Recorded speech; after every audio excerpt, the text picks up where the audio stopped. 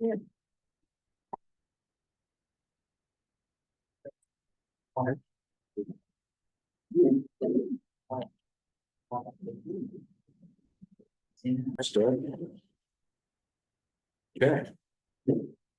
Call to order the Parks and Recreation Board meeting on January 13, 2025 at 6 p.m.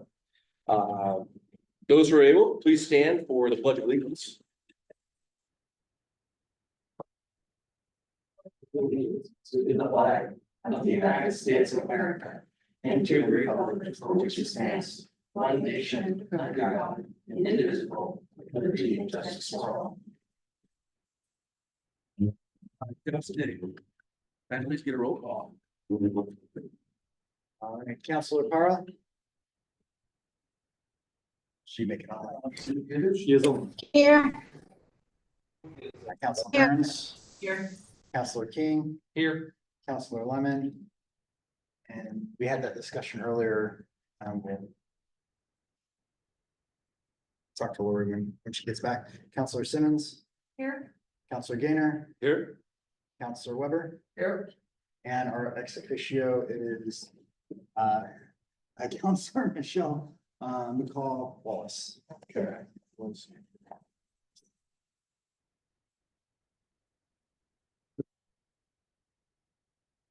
Then Dustin, did we receive any public comments prior to the meeting? I had not received any public comments prior to the meeting. Is there anyone in the audience wishing to make a public comment?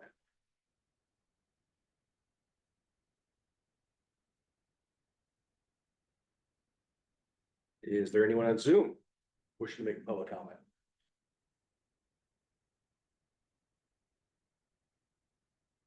Are you guys okay if I jump around for a second?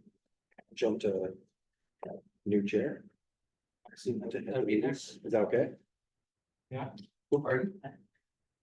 It's just introduction. Interactive? Yeah. Okay. Michelle. Yeah, you could do that first and then do that. All right, we have a special guest here with us tonight, Michelle McCall Wallace, our new city councilor. Michelle, would you like to introduce yourself? Sure, I'm Michelle McCall. I don't know if I'm special or not. I was just appointed to the city council this month, and am starting my role here in North Plains doing that. I've lived here for nearly 8 years and was part of the budget committee early on when I first moved here. And then took a break because my job became much too busy. And now I've retired and am available to be able to serve the community in this way.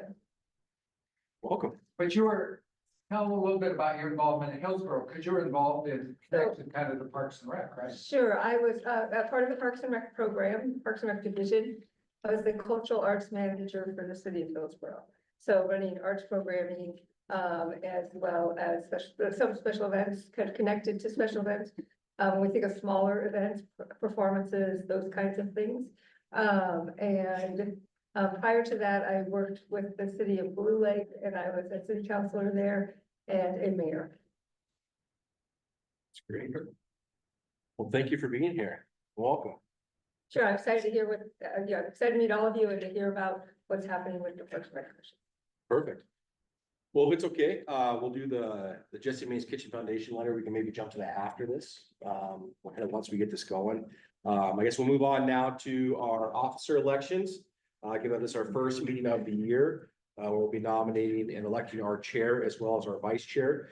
I do want to say, and I sent out an email earlier, that I love being a part of this board, but I wanted to just do it in a capacity for only a year to kind of get things back up and running. I'm very proud of what we've accomplished and done. And to be honest, I'm really looking forward to the next person to fill this seat. So with that being said, I would like to step down and open the floor to somebody else to be nominated to fill this seat here. So I will turn it over. I'd just like to make a comment that the charter states that it's just for a 1-year term Perfect. and I'm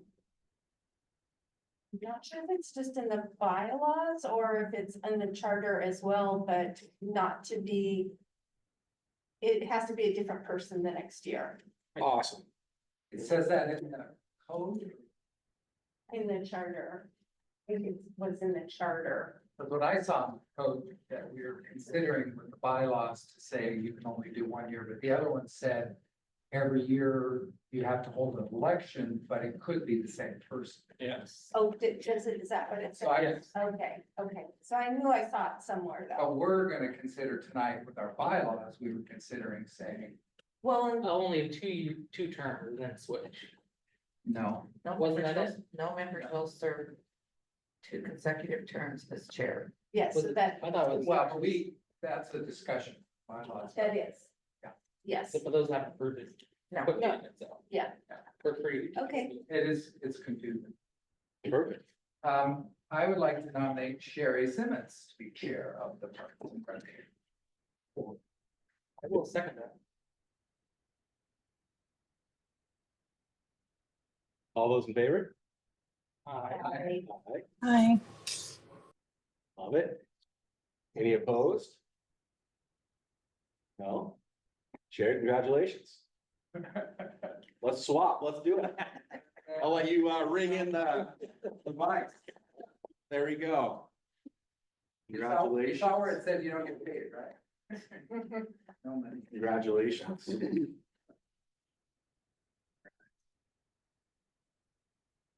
Did we approve the last time's minutes yet? no. No, we didn't. not to that yet. No.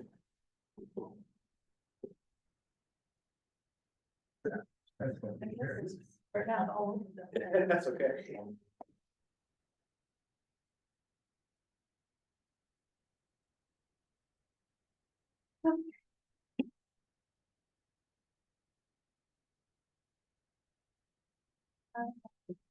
So next up is where we are. Nominate the vice chair for 2025. Are there any nominations? I nominate Johanna Akbar. Second.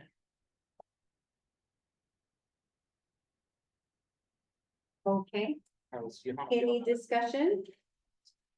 All those in favor say aye. Opposed? Hearing none, motion carried. Congratulations, Joanna. You are our new vice chair. Thank you. Thank you. Okay. Next up is approval of the minutes for November 12th. Did everybody get a chance to review those? Kind of a small point, but I noticed for some reason it looks like Matt's name is not listed. It said that his position looks like it says vacancy. I'm not really sure why that is. At first I thought maybe he left, but he's still on. Right? So it should say, was he absent? He was absent, wasn't he? No, He was here. he was here. I think you want. Yeah, it's been a meeting with. No, right? Or am I thinking the wrong one? No, you. No, yeah, he was here, he was here. Yeah, so it looks like, and that says that, am I reading it right? It says vacancy and that should be him, right? Yes, so as a note to Lori to update the minutes, then to remove the vacancy and add Matt's name. Okay. Anything else on the minutes? I'll entertain a I'll make motion. a motion to approve the minutes with the update on Matt, there at the meeting. We'll second that. And approval of the minutes. And approval. Okay. Okay. First by Patty, second by Evan. Any discussion? Hearing none, all those in favor say aye. Aye. Opposed? Motion carried. Thank you.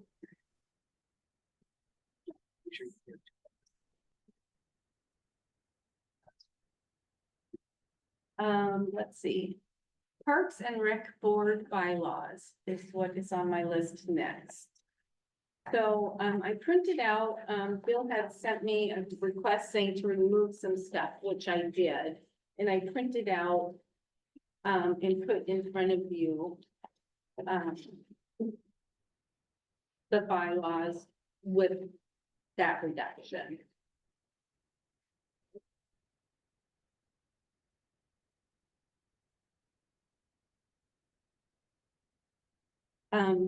It was only in Article 2. It was the, items, I think, 1 through 8 that were removed.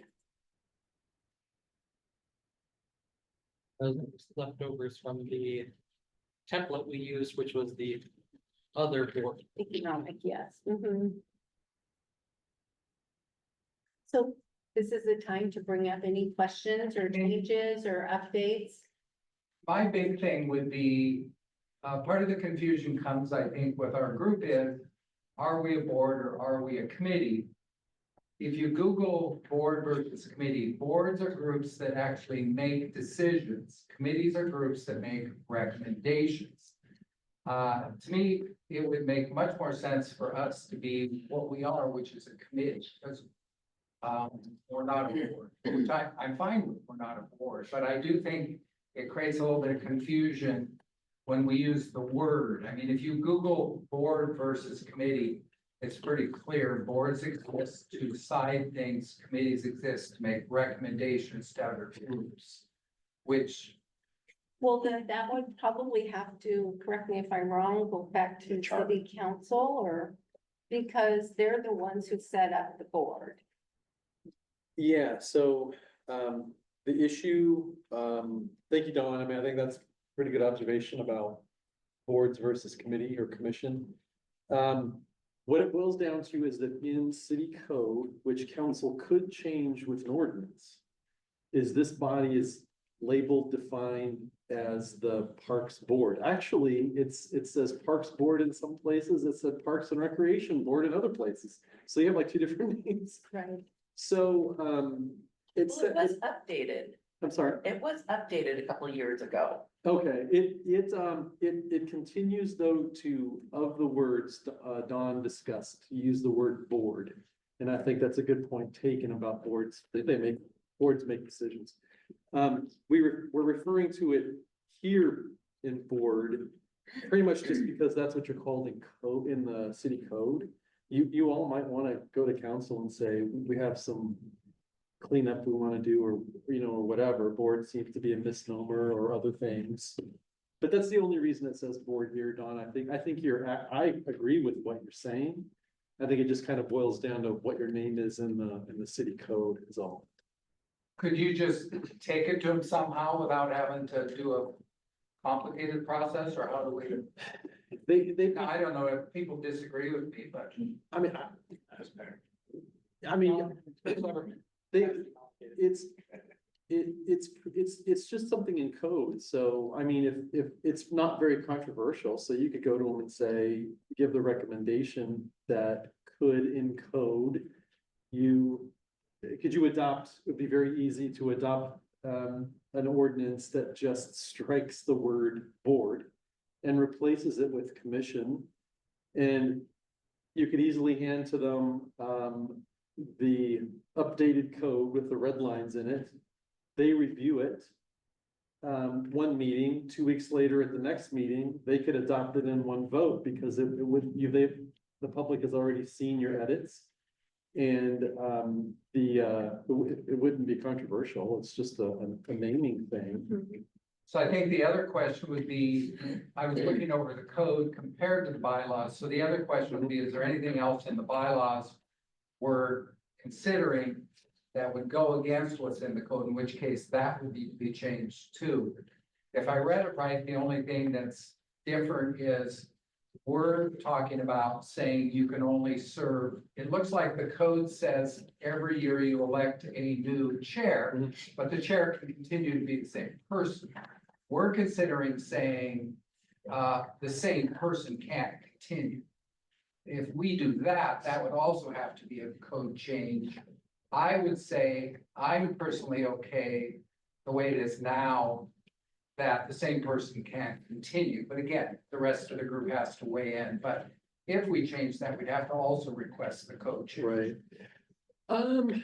Cause doesn't the code take precedent over the bylaws if there's a It, disagreement? it does, but it would be, it does. But I think we actually discussed this with the EDC because what you're looking at is based on what they had hashed out.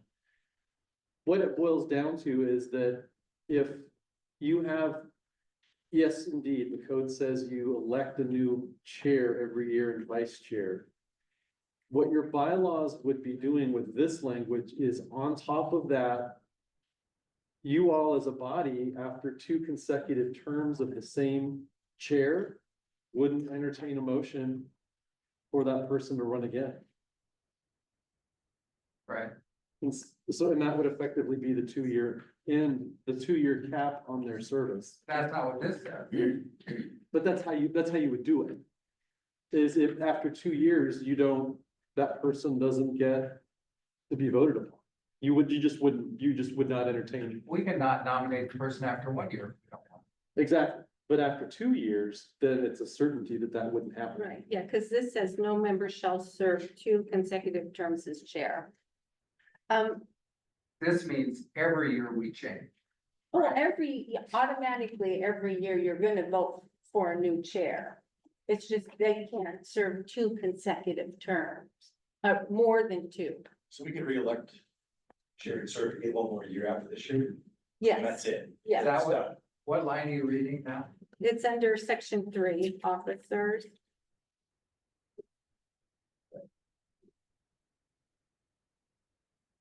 Under article 3, Which one? Number- section 3. Article 3 duties. Officers. Second page. I think we need to add more than 2 consecutive terms as chair. Yeah, it doesn't read. Am I looking at a different one Uh, than you my- guys are? My version has it. Mine has it. There is an edit that needs to be made. No member shall serve, and right now it says 2 consecutive terms. Yeah. More than. And so it needs to be more than. The version that was handed out, the words more and than need to be added in the version that everybody's looking at. Okay, so mine says that, the one that I'm looking at, Must have been a accidental edit or something. maybe. Okay, so that edit is a good one, or at least on what we were looking So for. we're saying what then, Sherry? No more than 2, Consecutive terms. sorry, no more than 2 consecutive terms. Very good. Do we need to make anything for vice chair? Oh, that's a good point. Should we say the same thing?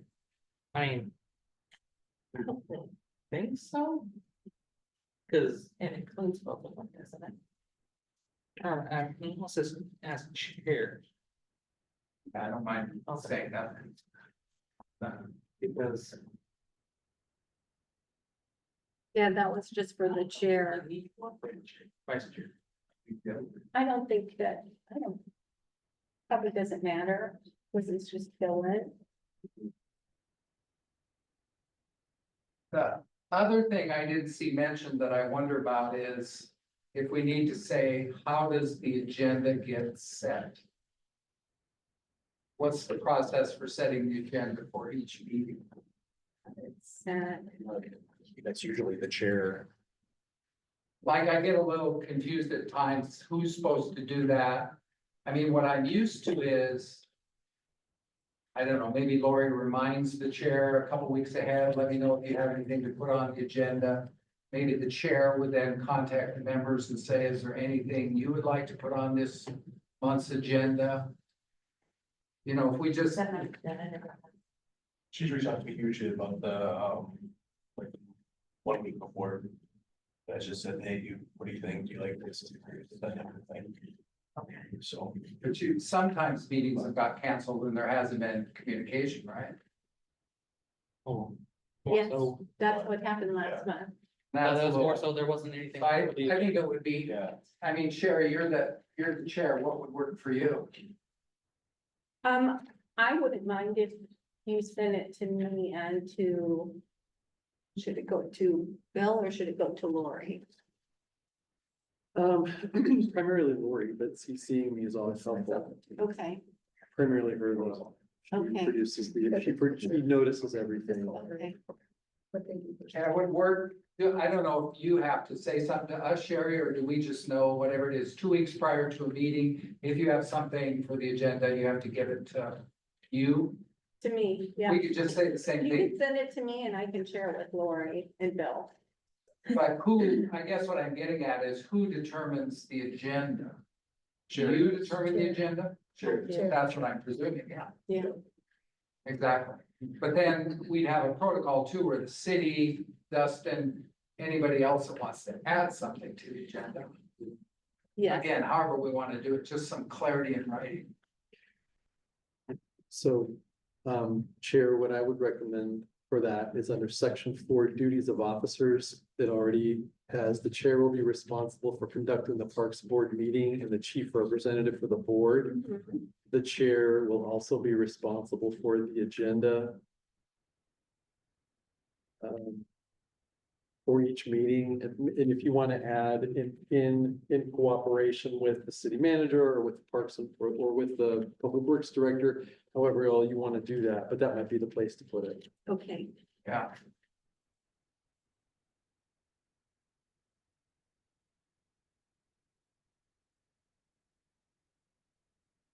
Very good.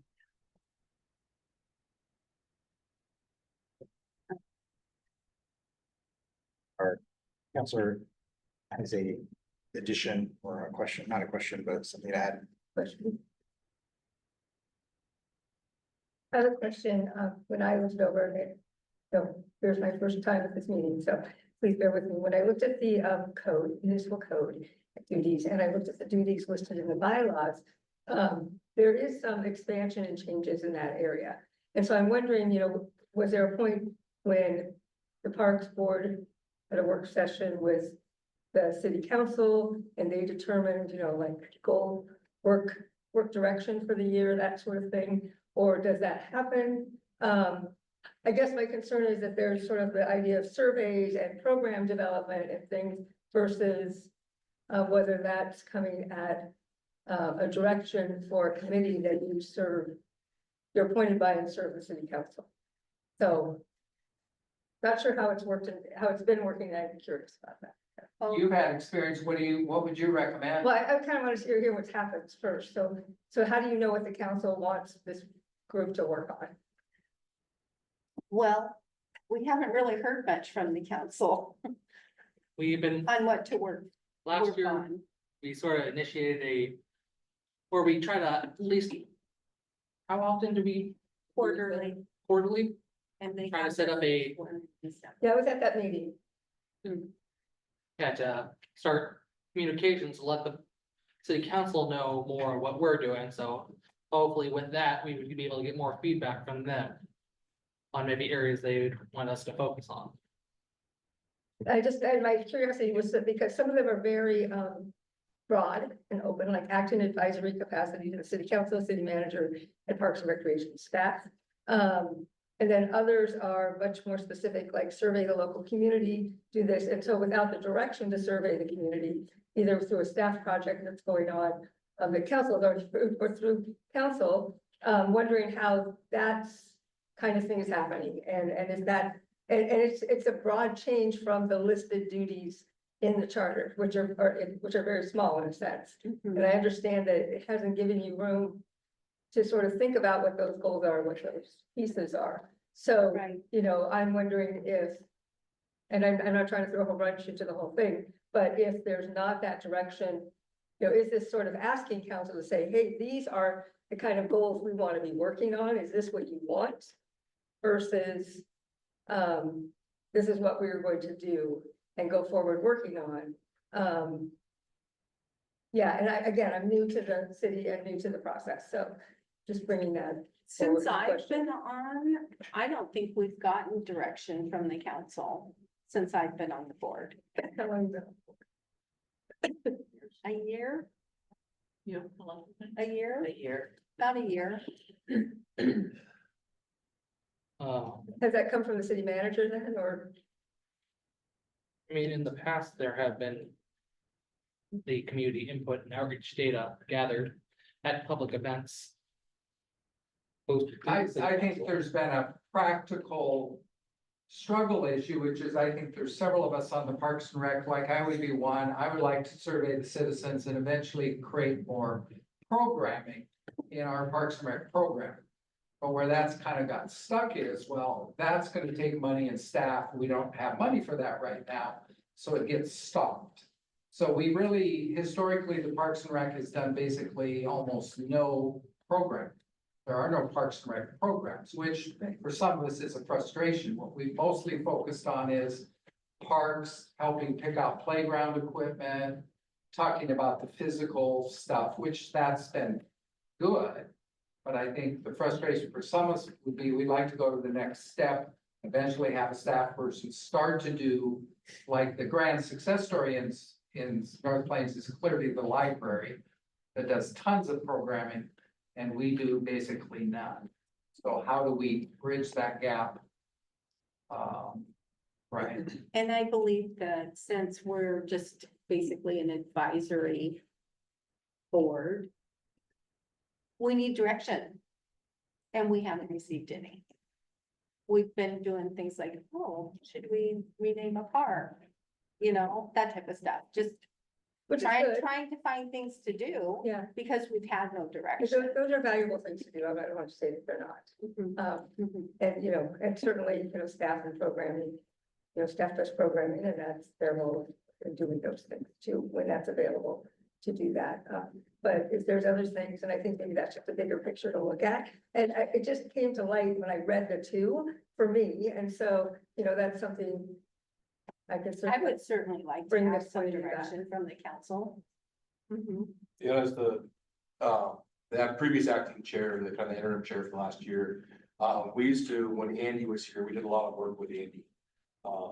Through that, we would meet probably 2 weeks or 3 weeks out before this meeting and kind of go through a variety of different things. It kind of launched us into doing some short-term goals, long-term goals, kind of come up with an agenda for ourselves. We put that together.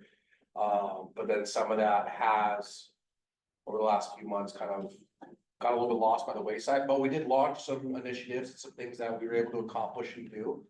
Some programming and things like that through the schools, and a lot of it last year was kind of a trial, if you will, just to kind of see if there's any interest, and I think it went okay. And then I think now the next direction is gonna be, okay, what does the city need, as well as then what do we want to try to accomplish this year, and then try to expand and grow upon what we did last year. Because we've had some surveys that we've accomplished, some programming we've accomplished, and got some good insight from people, and I think now it's just time with us and new membership and new leadership to continue to advance those initiatives forward. But it has, and I take responsibility for that, it has fallen by the wayside a little bit since Andy has left. That push or inertia or that motivation to really launch things underway. and I always want to say thank you for the clarification. Yeah. On it, and also, you know, I fully recognize, coming from a Parks and Rec area, you know, the programming is the sort of sparkling little diamonds that you see, you know, but there's all the other pieces. There's the grass, there's the bathrooms, there's the buildings, there's the coordination of staff to make things happen. There's all kinds of other pieces that, you know, there's fees that have to be monitored and adjusted and kept on top of. There's all of those things that I know also fall under this board. And so in terms of looking at and advising on, so I'm not trying to sort of take away to say that work isn't important that you're doing. I was just curious about that. Sort of And I think, Thank you. the parks master plan needs to be updated too. Because I think that like Vern Galloway Park, it's 3 acres. I don't think that's the case anymore. Well, there's a lot of, And there's, in the woods that, you know, no one is in there, so. yeah. Well, is that all 3 acres? Yes, Is the that the city Veterans Park now? owns that whole area just south of Veterans Park, like the wood line, basically. Mhm. That big open field right there is not belong to the city. that all belongs to, Justin Spearing with Global. And so that's not part of That the is Vern not Galloway part of, Park. that is not part of Vern Galloway Park. But the wood line just on the other side of that is city property, and that Okay. is the park. And there was a trail / boardwalk that was in the master plan at one point to connect with the rest of the Ghost Creek and the Turtle Pond and everything like that. Oh, mhm. But that was one of the things that was taken off of one of the project lists in the Okay. past, just because of kind of feasibility and money and. It being in a wetland area, zone, flooding. It was also taken off. We had a meeting over there. It's in the floodplain. Yes. And the feeling was it wasn't cost effective to build in the floodplain, and it's close to Highway 26. It made more sense to spend the money on the sidewalks they're spending it on now, so. Andy was good about figuring that out. So yes, the master parks plan is outdated and it needs to be updated. And that was one of the things the previous chair wanted to work on. But we were also kind of in that UGB limbo because a lot of the new parks that are in town, they're not city-owned parks. They are the developers, the developers own it and they maintain it. And so that kind of puts a lot of responsibility off of the parks board in like the decisions, and there's kind of a confusion about, well, what is their role in the new parks that are going into the new developments? Because a lot of that is just the development gets to decide how do we decide what goes into there? And that's something that is definitely needs to be addressed in the next master plan and continue that route. Well, the city is one city, and so, whether developers are building those parks that are publicly to utilize, whether they're the city's parks, whether it's the library putting on programming, the whole city benefits, and we're all one working together to make that happen. So I don't think there's anyone saying, oh, no, the Parks Commission isn't getting their programming up and going, because, so you have to piece things together as you can do them in a small city, from my perspective. Well, So, a lot of the problem is there's no funding for the parks programs.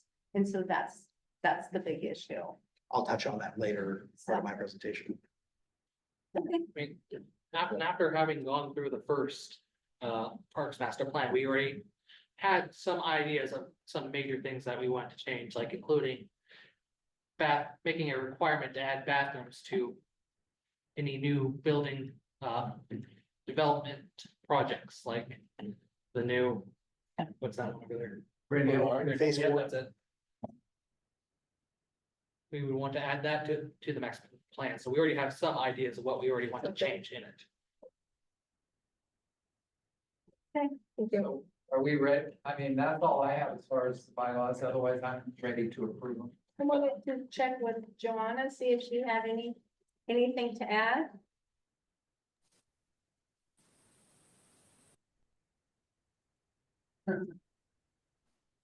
Tara over there. Takes a minute for sound to come up. Are you there, Joanna? I'm here. Can you hear me? Oh, there you are. Okay.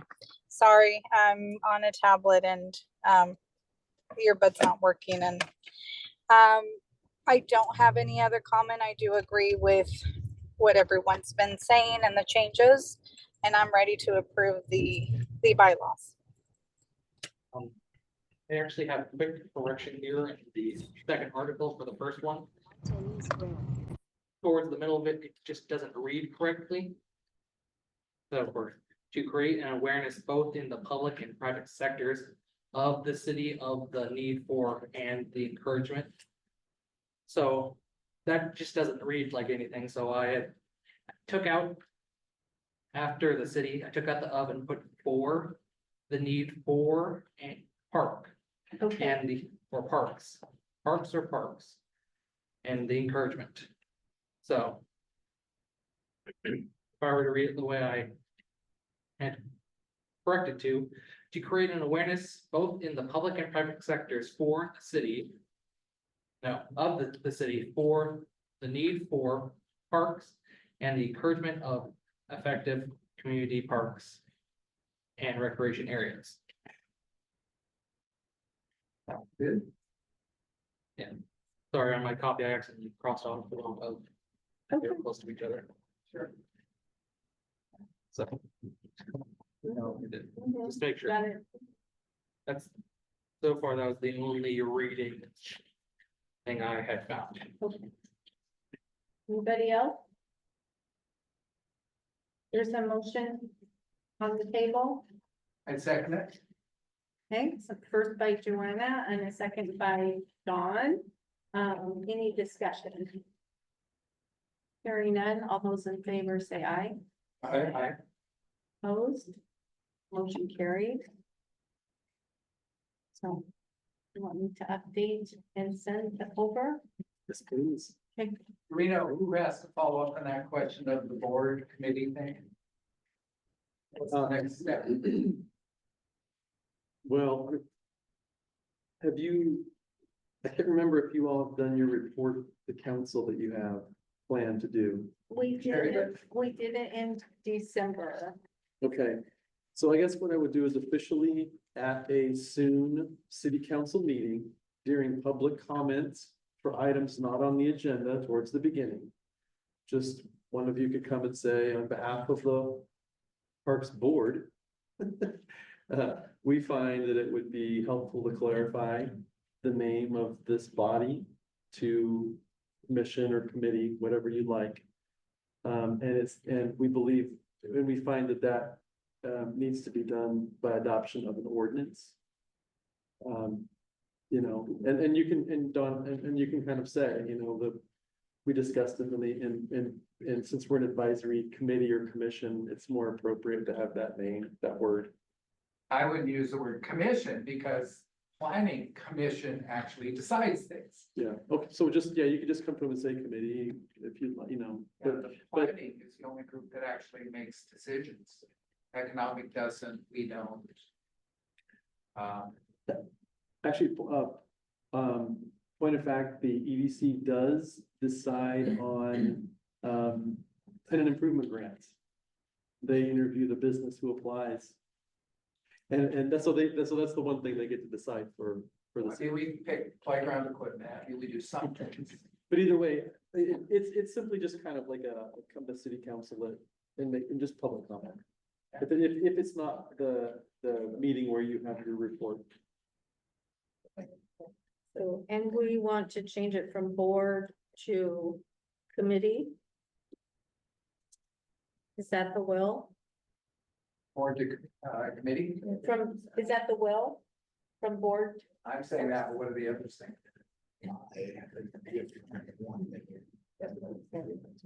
I'm fine with this. Okay, Okay. does somebody want to go in front of the council and do that? Isn't that usually, that's like the chair of the group that has to do that, Doesn't have to be. right? I mean, I brought it up, I'd be willing to do it if you want me to, but if you would rather not have to do it. When is But the I don't next want to city take that council away meeting? from anybody. They'd rather. Tuesday? Tuesday, the 21st is the very next meeting. Well, actually, I take that back. We are looking at having a special meeting on 2 days from now, Wednesday. So that would, if that agenda gets finalized in the next 18 hours or whatever it is, then there will be a meeting Wednesday. Otherwise, the next regular business meeting would be Tuesday, the 21st.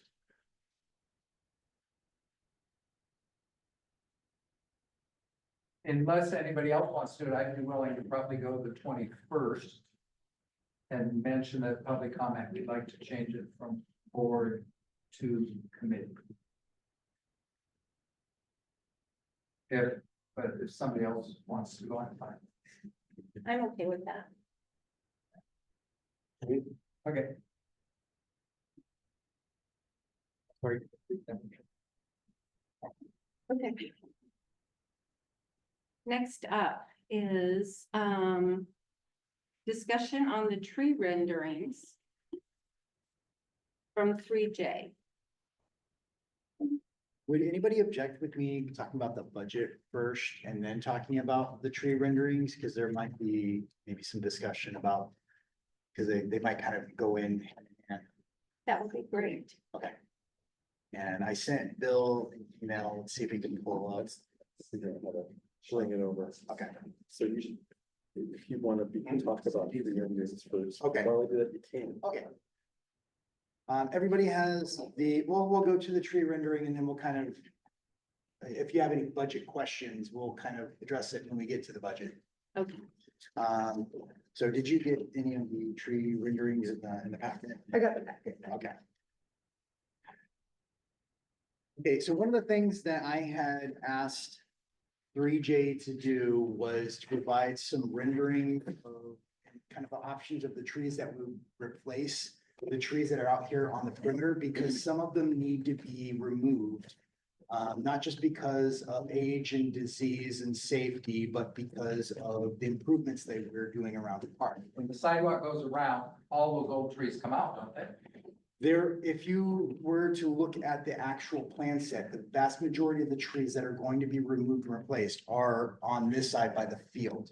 The trees that are on this side, on the west side of Jesse Mays, are primarily going to be left alone unless for some reason there's something that is found that needs to be, for them to be replaced. But everything on the west side, all like these giant, trees over here, are to remain. But the sidewalk is scheduled to circle the perimeter of Correct. Jesse May. Correct. And so there's gonna be sidewalk and there's gonna be curb and gutter and it's gonna relieve a lot of the flooding. One of the projects, minor projects that we had done was try to, that area over there off of Hillcrest and 11th right there used to flood a On nine. lot. Yeah, 309? is it 309? Yes. But that corner used to flood really bad and we did a minor project to fix it temporarily. But the major project is going to come in and fix a lot of the flooding that was happening. And we are waiting on the railroad's decision down here because the storm line is gonna go through the middle of the road down there. So it's a major storm project. And we're also going to improve some water lines that are really old in the area as well. But long story short, those trees that they're already getting kind of to their age limit. I was doing some research and talking to some arborists and their age limit is right around 30 to 40 years, surprisingly. That and they're underneath a bunch of power lines and PGE just came in and lopped a lot of them off. A bunch of them were just starting to split. They have a lot of bad fruit that just kind of get everywhere. Kids are throwing the fruit along the side of the building. So basically, I asked, what are some options? And they kind of gave a very simplistic design and say, we're gonna replace it with like some simple trees that don't do that, that don't have like the fruit and everything like that. But with that, I had gotten some previous resident input about, well, let's get some better trees out there, or let's get some bigger trees, because the trees that they're gonna replace them with are still gonna be the smaller stature ones. But to make this more into a bigger, you know, like a I won't say a monumental park, but like a park with, you know, larger trees with shade and everything like that. The idea was to potentially ask the public and you like, hey, what would you like to see out there? Either instead of the trees that was designed in or in addition to. And so 3J came up with some simple ideas. And if you go through here, that's pretty much what they did. And just some simple renderings. I had a few questions about it, like I think they had a tree over there by the softball backstop and like, well, we still want to use it like as a softball field. So some of the trees and everything back there might have to readjust, but I think it's just more of a concept, more than anything. And Can I so, ask a design question? yes, So I was walking around today looking at different parks and developments and everything, and the standard is a road, 4 to 6 feet grass, sidewalk. yes, In that 4 to 6 feet is kind of where you put your trees. Then you move into the park. Sometimes the park doesn't have trees in that section. That's just open, nice grass.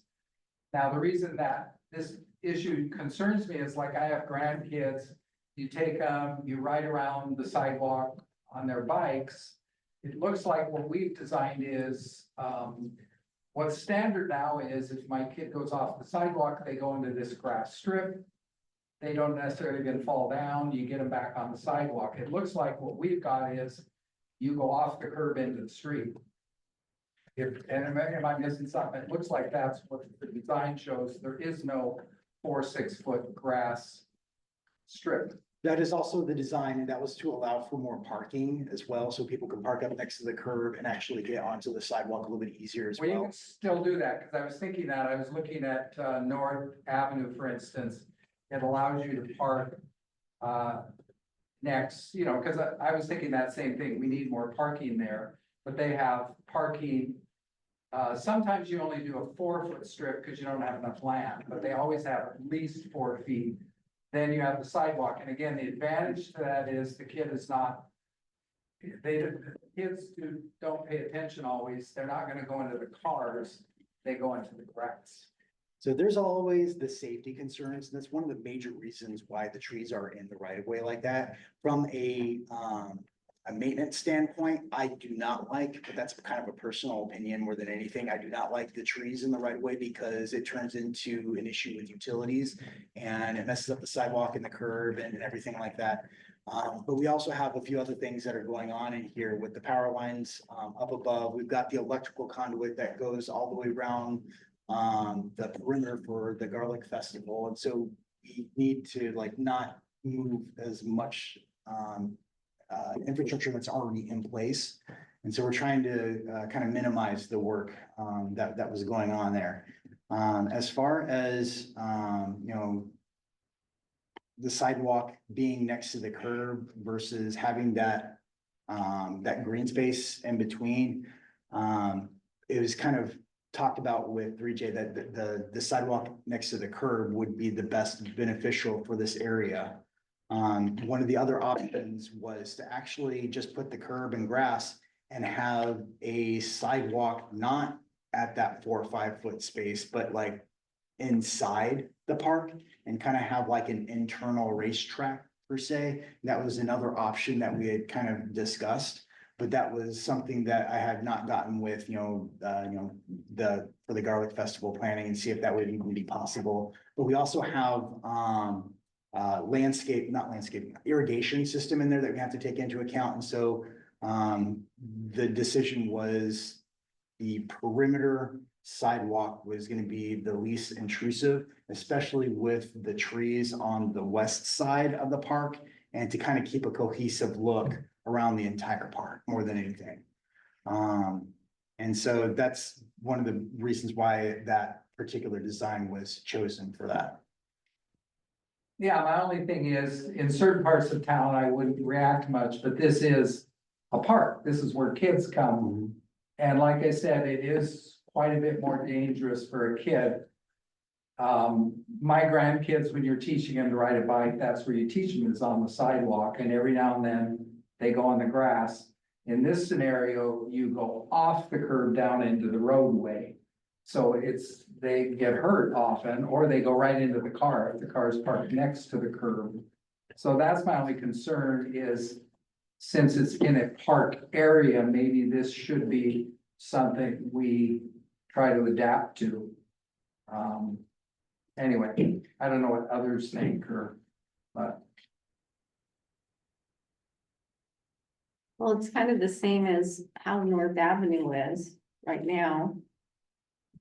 Off of Glencoe. It's just curb and sidewalk, nothing else. North has grass.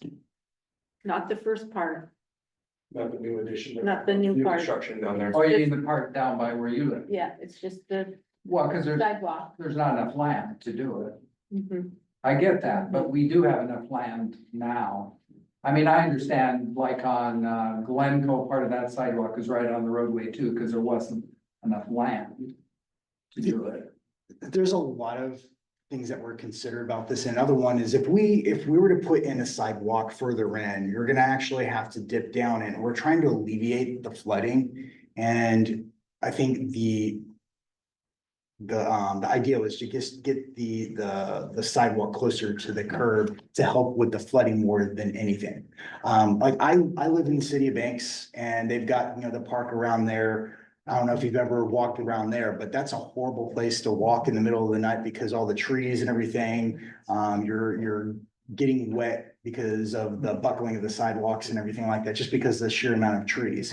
And the design of this was gonna have the trees offset, so we don't have that infrastructure damage pretty much. And it's something that we were, we took into consideration and, it's just one of those design things more than anything that makes more sense to put it a curb type sidewalk than it is to have a terrace. Plus, if we had the terrace, we would have to put more irrigation in to be able to maintain that grassy area, and that's just a maintenance nightmare on top of all that.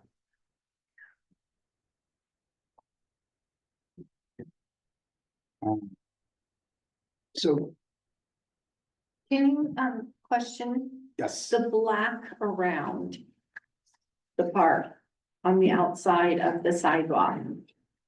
What is that representing? the black The around, dark all the way around? that is actually, I think, Should we showing put where it the up here, pavement. Dustin? Say that again? We put the park up here. I think Bill may or may not have that. On the agenda. Yeah, it's on the agenda. So the darker area is basically where the pavement cuts are, and so that's just the newer asphalt. I think, It's not where they're, adding to or taking away from? I think that's the Is that additional pavement. additional? That's the additional pavement, and that's kind of showing So it's where gonna like the park, widen the yes, street. you're widening the street and Okay, allow parking. okay. That's what I thought it might be. Mhm. But eventually, that whole road is going to have an overlay on it, so it's not just, they're not piecemealing just that spot, that's just showing the The expansion. difference, yeah. Yeah, Mm-hmm. Was it in the agenda or was it in a separate? I think it was in the agenda It's in the package. agenda. It was in an email from you, wasn't it? It should be in the agenda It's, packet as well. yeah, it's down at the bottom. There's five grand. It's in the agenda packet under the retreat. Scroll all the way down. I'll find it.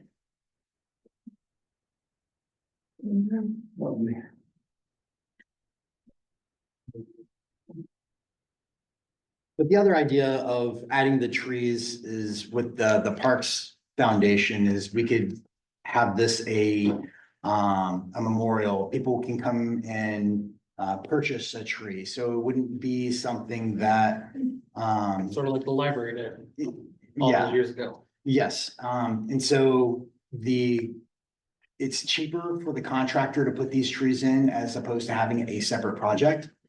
And so one of the things that we could do is we could just do the simple perimeter of the trees, and we can dedicate those trees or have a memorial, public kind of help buy into those, memorialize them, whatever. But at the same time, if we want a more park-like atmosphere, maybe we need to look into a different project in the future to actually have a landscaper come out and come up with a design that makes it look a little bit more park-esque, for lack of better terms. So basically, the perimeter is kind of what the default option is, and I kind of wanted to discuss, do we even want the additional trees with the project, or is this something that maybe we can do as a separate project? And maybe that separate project could be the one where we have the memorial. And have people buy those, and maybe have like the landscaping and, different wood chips or flower beds and things like that. But that could either be a part of this project or it could be a different part of the project. And I just kind of wanted to bring that up to you. Is that already included in the budget? The trees, the street trees right now are included in the budget. Is this a urban renewal agency? Is that what's funding this whole thing, or is this a city budget, or? No, this is part of the basically I think it was the TDT, the gas tax is helping pay for transportation, yeah. Okay. And because it's dealing with the sidewalks, but there's also other funding in there because we're doing storm and water replacement as well. So it's a mixture of different fundings. With that idea, it might be something we might want to partner more with the Parks Foundation. Trying to do because it's sort of like the bricks almost, Yeah. but along maybe a little bit bigger scale because it's trees. I don't know exactly the prices of trees. Well, I That's my think, expert. well, I think what you're saying is we could do the perimeter trees and then offer the trees to people to purchase. Yes. A memorial, Correct. just to help reinforce. Offset the costs. Offset the cost of it. But you're also saying we could do the trees phase two, kind of, maybe not do them all right away. Yeah, do a separate project for additional landscaping. Okay. Um, So I, then there would be no trees at all? There'd be some. no, there'd be some trees around the perimeter. Yeah, we would just have the basic trees around the perimeter, just simple. And then as a future project, We add more trees. add more trees. Go more Oregon. And that one, we can have more public input. And this is just more of a, just for now, more than anything. Don't those wood things come out, except the ones that have power on them? I think they all have power on them. No. Or most of them do. The ones on this side do not. The ones there and there do. Yeah, there's quite a few that don't. I was looking at them today. It's like 'cause- every other one. Yeah. Yeah. But they're all fence posts, right? There's a fence, wooden fence. Yes, and there's the electrical conduit that connects all of them together and So will the fence post be changed out? we're still looking at that part of the design, and I think the tree portion is something that we're waiting on. Okay, Make a tree grow straight. because it would be nice to have those poles on and maybe something smaller on the ground Okay, for the electricity instead of the poles okay, that just rot out, okay. Right, well, they need to. right? I don't know. Okay. I don't know if there's a way to do that, but That's something I can explore to replace the wooden with something else. I don't know what you would replace it with. metal, like metal poles or little short metal, I don't know, steel Okay, things, I don't know. Yeah. I don't know what they have out there, I'm not an electrician, I honestly don't know what we would use. I'd have to go look at other parts to see what they have. what they have, yeah. Is there anything that anybody would like me to relay to our contractors? Is the, two driveways still available here? It kind of looks like it, but I'm not 100% sure, because you have like a tree in the middle here that is like almost in the driveway So on this the side. access for Garlic Festival, putting trailers back. On and the everything. hill, on Hillcrest, off the Hillcrest and 309. I do not think that those were added into the plan, and so I can add that in It there. would be great if we had driveway for Okay. that. Okay. Mhm. Sure, if you're not do that. 309th and Hillcrest. Mhm. It'd be off of just Hillcrest one. No, 309th and Hillcrest. Um, There's one on either end. Oh, well, yeah, okay, that, yeah. Mhm, I mhm. thought you were just talking about the one. No, because it, oftentimes they come in one way and go out a different. Yeah. I know we have the driveways around the tennis courts. Those were drawn in to the plans. Mhm. But as far as driveways for that, I do not think that we have that in the And plan, if but I they can. could be, you know, at least 12 feet. Okay. I don't know what the standard is for that. Okay. But, you know, All right. okay. Any other questions? Also trees, for canopy. Are they gonna be low canopy trees? Higher So are canopy trees? Are they This these trees? These trees are gonna be low canopy trees because of the power lines that surround the project. And the ones that would be on the internal, perhaps another project, those could be the higher canopy trees. But that's something that we can, I just wanted to get, kind of, Yeah, that's harder for the Garlic Festival, but it potentially could be worked around. But if the canopies are low, we're gonna have to, it may have to be less vendors. Because they're gonna have to be Yeah, they're gonna be pushed about, away. it's gonna be about the same as the ones that we have. here. They're just not going to be as tall, correct, so that they don't go into the wires. The internal canopy can be clipped Yeah. out so that they, So that a ten. Yes. 10 foot Can go yeah. under. yes. Yeah, once the trees get old enough, yeah. Big, Yes. okay, and that won't harm them. No. Okay, Yeah, but wouldn't it take a good chunk of? Why can I'm just tired, I've been working today. Maintenance to keep them, to make them so grow properly way that we want them, instead of growing out, have them grow up first before they grow out. Do we have budget, is that in the budget? Well, we can make it in the budget. That's something that I can talk to you in the next portion. Yes, Well, speaking of that, that was something I was, being from the Midwest, one of the things I was talking with Don about, that you see a lot of parks and playgrounds, so one of the things I'd like to help fundraise for as well. Is shade sales, oh, yeah, they're really popular, like a place like that, you can have, they even come retractable. You know, however you wanna do it, I mean, trees take a long time to grow, to develop, leaves fall, they create a mess. Mhm. Shade sales are easy to come and go. That's one of the things out here, especially on this playground, like when it gets over 90, it's barren, and it should be the exact opposite, it should be packed. But everything's so hot to the touch, right? Even take fundraising for some shade sales out here.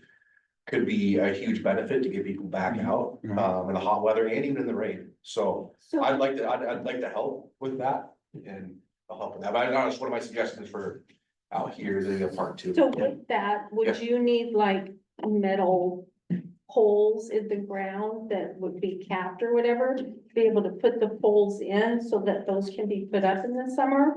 Is They, that something that would need to be considered? yeah, there's a variety of different options. Yeah, you could do that for sure. You can go metal poles. So it's that stick out like that. Pre-done, Correct, they're already pre-done, the presets, some of them already have like lights and things off of them to like, maybe like multi-use, like multi-purpose, I've even seen them with like speakers and things like that, so you have like a oh. no, surround sound center, yeah, but I mean, yeah, there's a variety of different options, I mean, you can.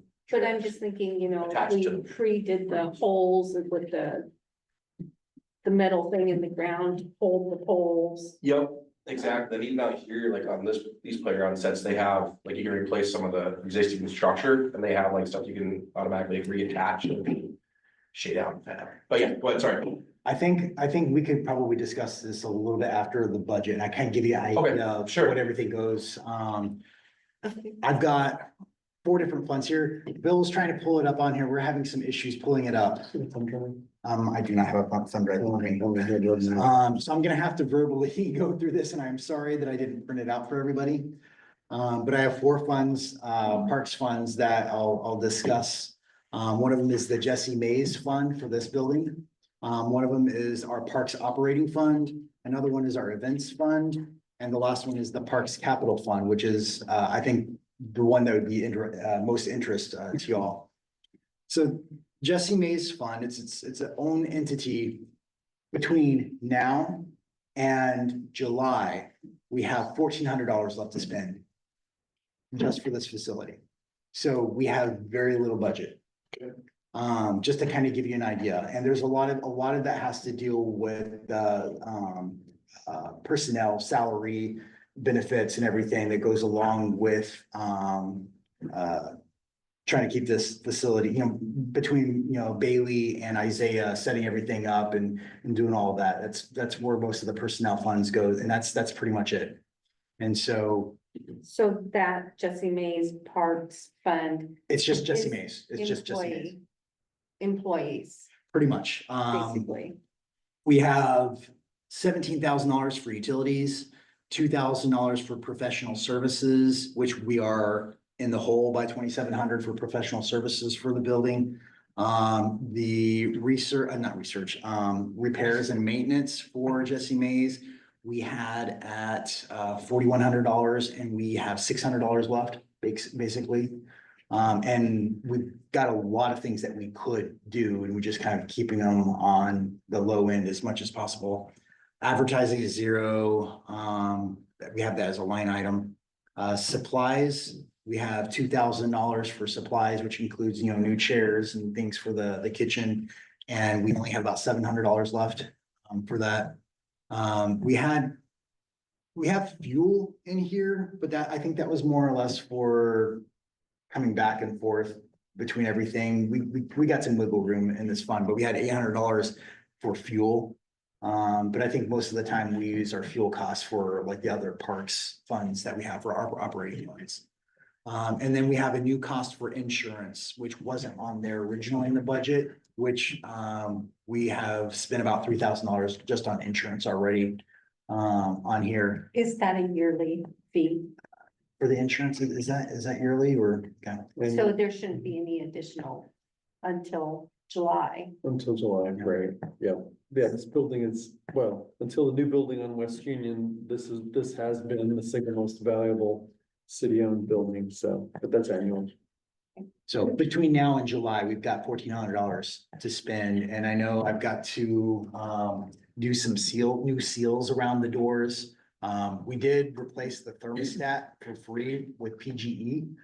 And there's a $60 per season that we get like a rebate back because of the new thermostat that we have, and they did everything for free. So hopefully we're gonna get some money, a little bit of money back, $120 a year. That'd be nice.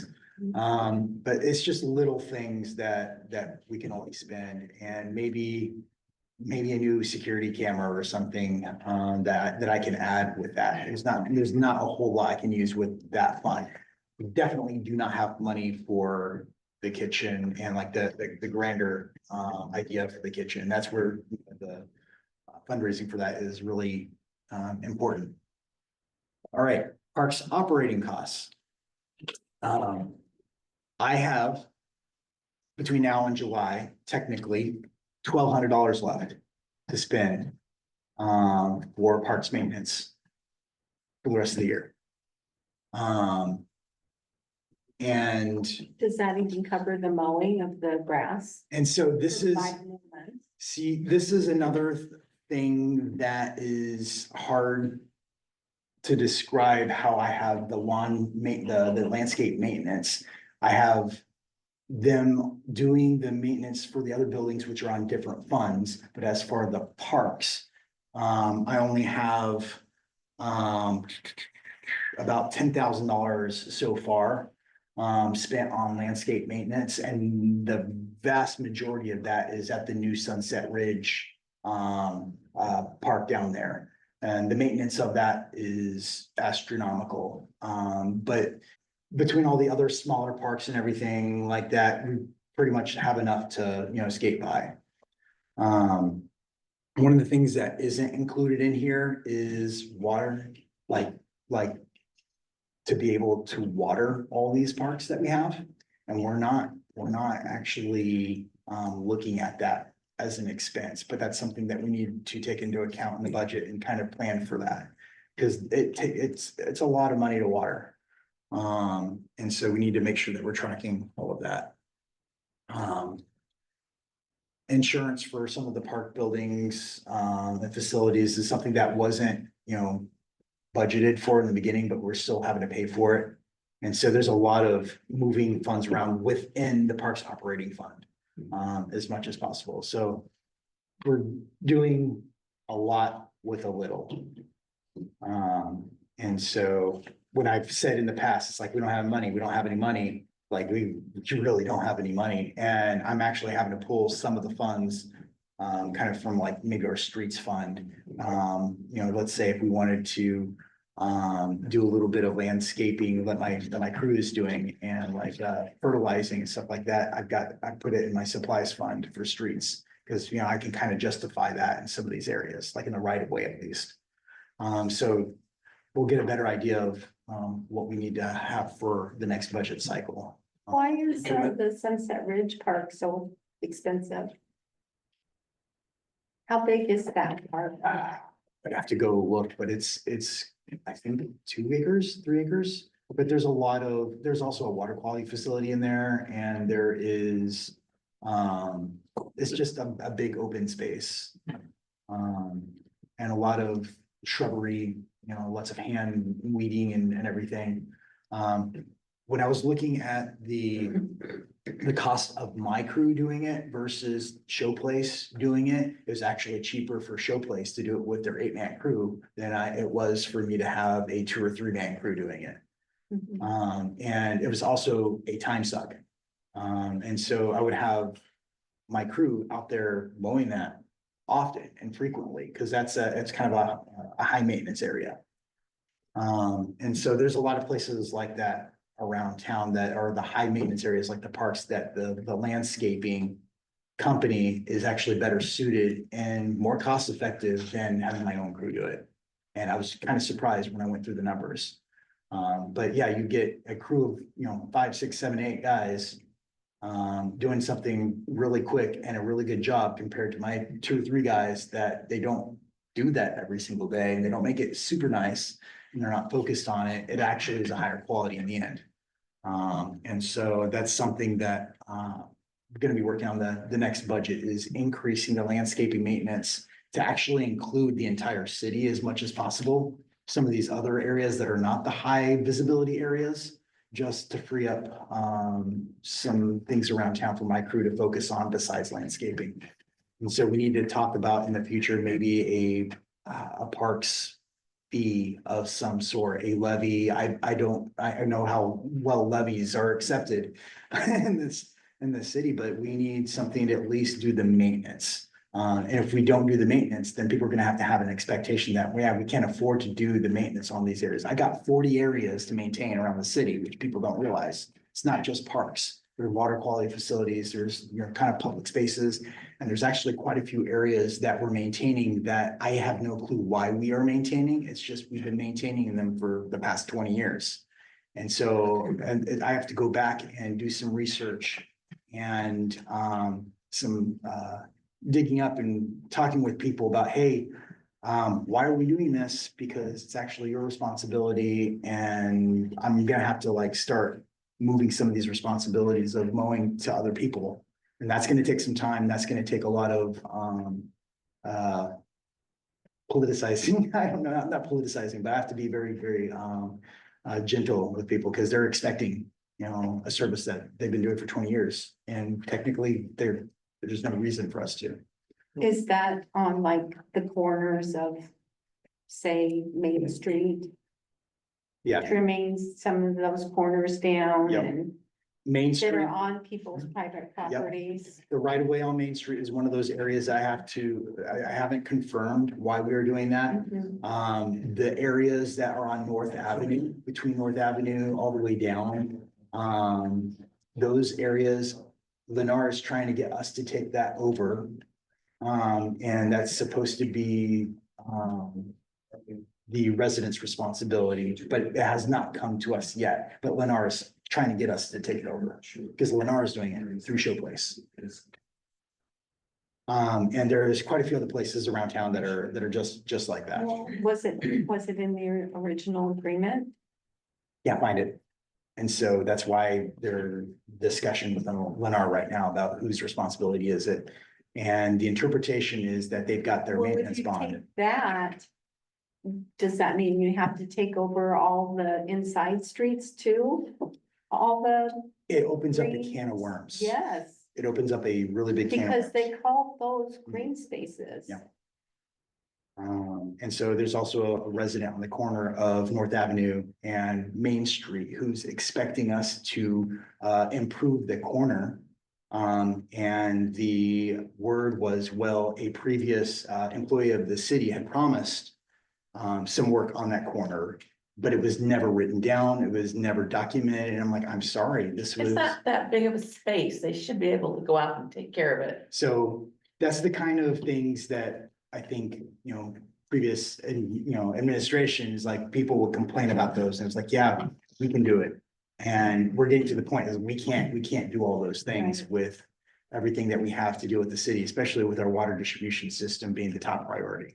Well, maybe you talk to those people who want you to take care of that stuff and add on to their, make an agreement that you'll pay extra each month on your water bill or whatever That's something that, to cover it. that's something that I'd have to go out and actually talk, But with I them about. get you anything they want to do, a levy or anything like that. It'll be a hard sell. Yeah. But at the same time, if we do not maintain those areas, I'm gonna get complaints. If I maintain those areas, I'm gonna get complaints. But right now, it's actually fiscally more responsible to hire out to be able to do that. Right. Um. So So, the question we're trying to decide now is what? well, I was just going over the budget to give you all a idea of what y'all as a parks, board, like, how much money we have to spend. And it's not a lot. And if we want to have programs and we have all these different things, we're gonna have to come up with something. I haven't gotten to the events yet. So the Okay. events for the rest of the year, we have two more events that have not come up yet, which is the cleanup day in May. And then we have one more, I think, fee that we have to pay for the MPEA. Ice cream social, That's, that's in June. there's three. Ooh.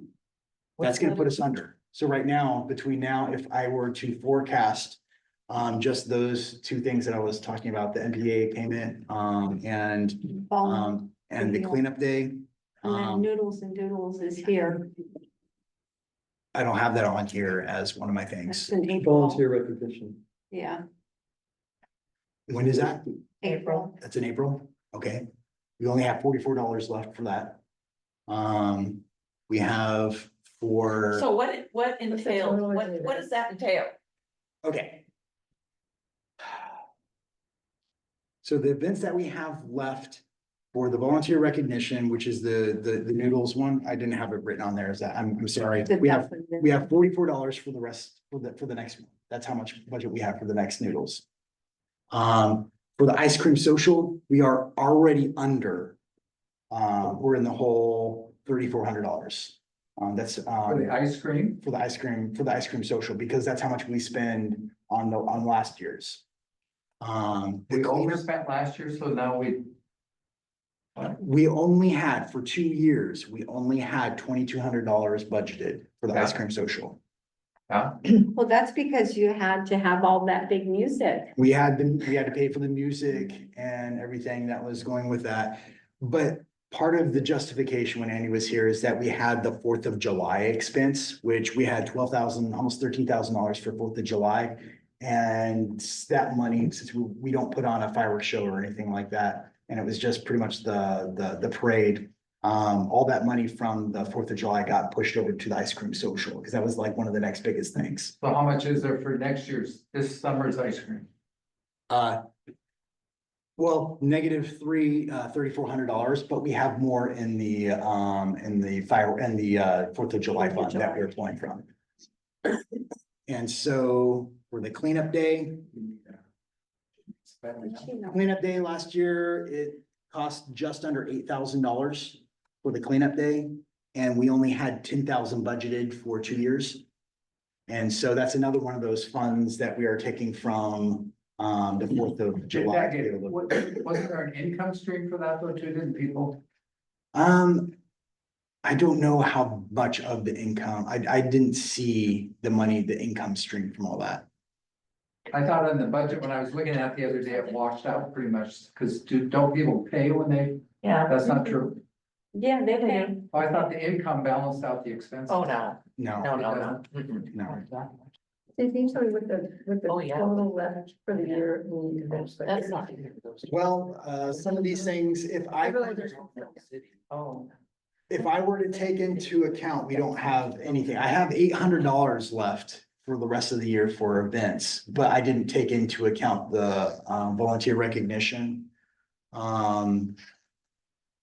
And so I don't know how much that's gonna cost. I think that's gonna kind of even out right there. So we're basically zeroed out for the rest of the year for. So what needs to be done for the Noodles and Doodles night? What does the city have to do? What does that money go towards? I think a lot of that is when we do like events, because we pay our personnel, like their code is under events, so a lot of it's gonna be salary, I believe. Yeah, but what? What are they gonna do? What did they, because we set the tables and chairs up. What did they do for that event? Making sure that the building is Actually, clean they before and put- after. They put the tables and chairs up. Yeah. But And when they- There's still a minor setup before and after, and there's like cleanup. It's kind of like the chili cook-off. We spent a lot of money trying to clean up afterwards. So there's like a lot of it's kind of cleanup fees and some of it's because of us and some of it's professional service fees. For them to come in here, to clean up afterwards. So there's costs that's associated with that. But basically, we're kind of on par with our events, like our saving grace was the 4th of July expense, being able to move that money elsewhere. But we don't have a lot more money to give, or to use. I think concerts in the park was the only other one, and we haven't fully utilized the concerts in the park budget. So we're kind of, we're right there. And that's just for events. That's not including programs that we wanted to provide for people. I don't know what that might be. The interesting fund is the Parks Capital Fund. This is fueled by the SDCs. So my interpretation, and Bill can get me, can back me up on this. For capital funds, I cannot use that for personnel, for, from little things, like it actually has to be for a large project or for, a contractor to do that large project. That's where we have the most money right now. We have almost $300,000 for the capital projects fund. And that is because originally Pacific Purple Park was going to get redone. But with the study going and all that, it was gonna be much more money than $200,000.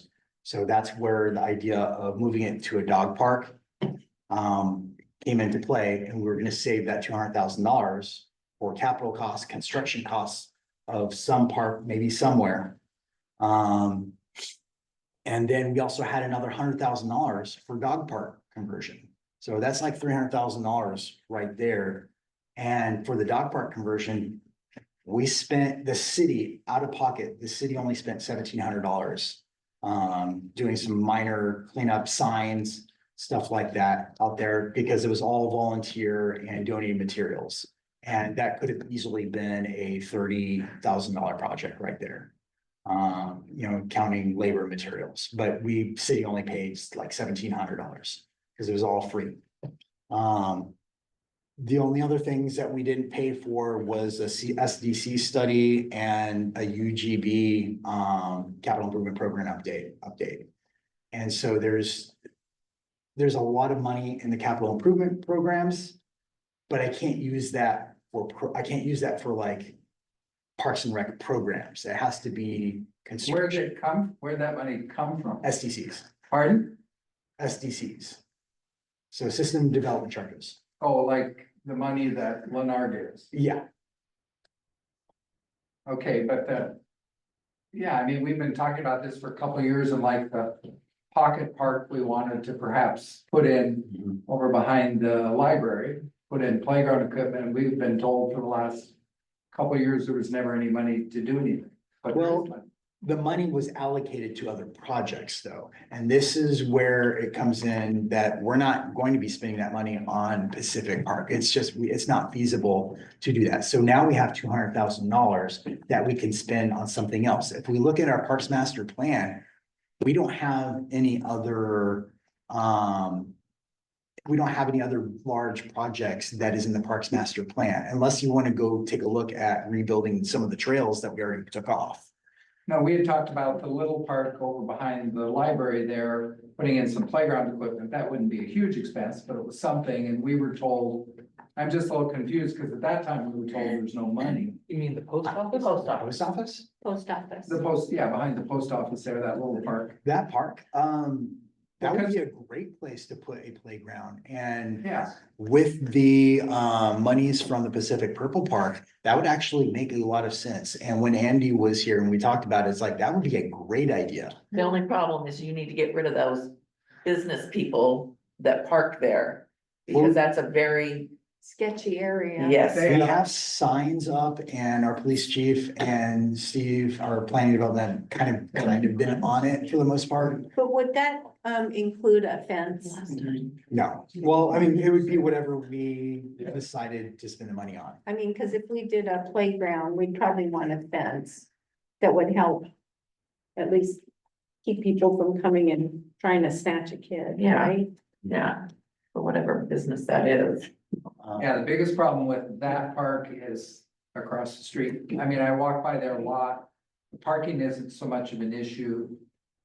You know, we don't need to talk about it now, but there are concerns, but the theory is that whole area is underserved for playground equipment. That would be, Yeah. in theory, a nice spot to In put theory, it. yes. We just have to figure out how to Yeah. figure across the street out. Well, so between a new SDC study, because I have a feeling that once this UGB thing kind of finishes out, we still need to have an SDC study and we still need to do kind of a master plan update. I think that is gonna be anywhere between $30,000 and $50,000 out of the $300,000, and we have $300,000 basically to spend. And this is also something that we could transfer over to the next budget cycle. And more will be coming into it still. And more will be coming in. Yeah. And so we can think about what projects we want to do in the future, and that kind of leads to, oh, the green space, the park, the trees here. Is that something that we want to spend money here? Is it worthwhile looking into that money, the capital improvement funds to potentially use for, you know, a new kitchen? I mean, there's a lot of different things that we could use with $300,000, and that's something that we can just come up with ideas between now and the next budget So cycle. you're saying we could use $50,000 of that and update this kitchen now? I think it might be plausible to be able to transfer funds from the Parks Fund to the Jesse Mays Fund, considering it's still kind of park, but I have to get with Bill. And I think, Which parks one? this is the Parks Capital Fund. Can we use the Parks Capital Fund and transfer it to the Jesse Mays Fund To do what? to work on improvements, let's say, for the kitchen? Only the portion of the kitchen that you expand in size. System development charges are only for building for growth in service need. So you Okay. So couldn't, not a remodel. you couldn't use the money strictly for remodel of the existing space. Okay. But if you wanted to increase the size of the Like an annex kitchen. or something? Yeah, if you Take wanted. stage out. We took the If you wanted to stage make out, it bigger, then we could probably find a way to do it, but system development charges by law or state law are limited to paying for building things to accommodate growth, Mhm. basically. We can't Because- replace and rehab anything. Okay, So could we potentially then use that money for, let's say, a new playground, like shade sales? And then Potentially, I'm yes. gonna throw this out there to maybe help you with your levy. Could we look to launch potentially a new city Parks and Rec building that potentially we could, let's say we have 250 grand or 200 grand already towards it. And then try to see if we could do one big, large fundraiser for, I don't know, a place Or that has a building? different I mean, pool. that's a potential, but We're thinking big. I mean, my guess you probably have better luck passing. I think. Well, I know, that's what I mean, that'd be all for. We don't have, yeah, first of all, we don't have any place to put it. Yeah. There's no land. There's potentially, I mean, there's. Who are you gonna take out? You potentially could put in a smaller type, it depends what you're gonna build, maybe not a gym, but you could put in a smaller rec area, say, in the Glencoe property. You know, there's advantages, that's a big 5 acre spot, there's. What Glencoe property? The city 5 acres, Oh, you mean the retail place? you could incorporate that in the design depending on what else is there, I mean, I'm not saying it would work, but. Go ahead. I was gonna say that it sounds like this discussion is exactly what Steve brought up in terms of, that there needs to be an SDC study and there needs to be a master plan. Yeah. So that it's not about picking out pieces and projects, but it's thinking of the long term and the whole, Sure. to sort of develop a plan that then provides direction as those SDC funds come in each year and as that builds to do that. and sort of looking at that.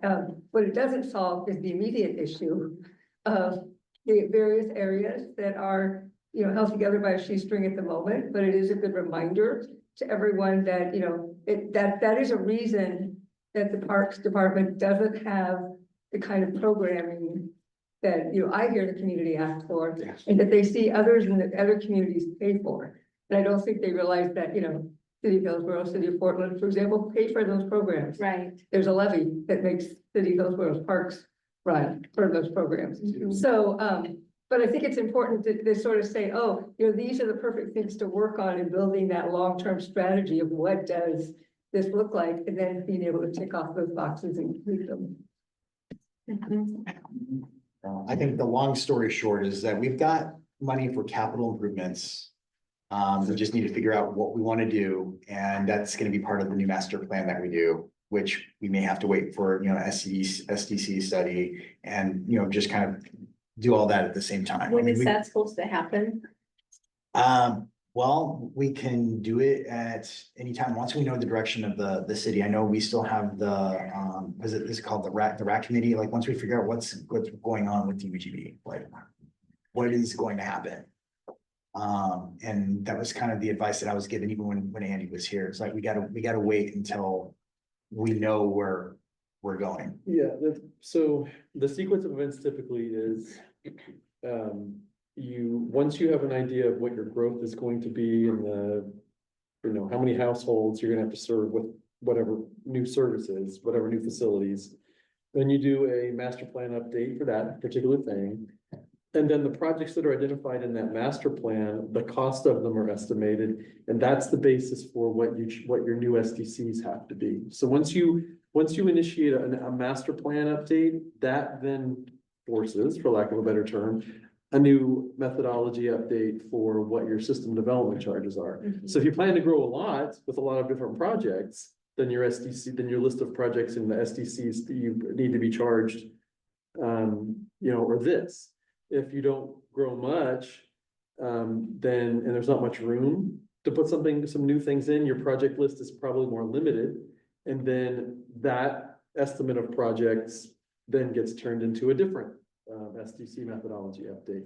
So what you end up identifying as what your projects are, you know, what then turns into, you know, well, then how much money do we need for that? And what's that on a per household basis? And so it's like a 1-2 process, but we have an idea, you have to have an idea of the kind of growth you're gonna service with new facilities.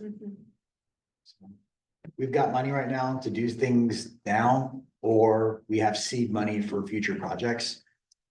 But it's important to note that I cannot use that for services and personnel. Nice to hear we had nothing, so that's great. 200,000 is better than zero, so. So this can be part of the next budget discussion. It's like, well, Yeah. what do we need? And I wanted to kind of get you thinking about that. It's like, well, how do we go about getting the money we need for what we need? Or what we want? Okay. Sherry, you wanna take one and pass it down, make sure that Michelle gets one of those. Thank you for bearing with me on that one. Thank you for the update.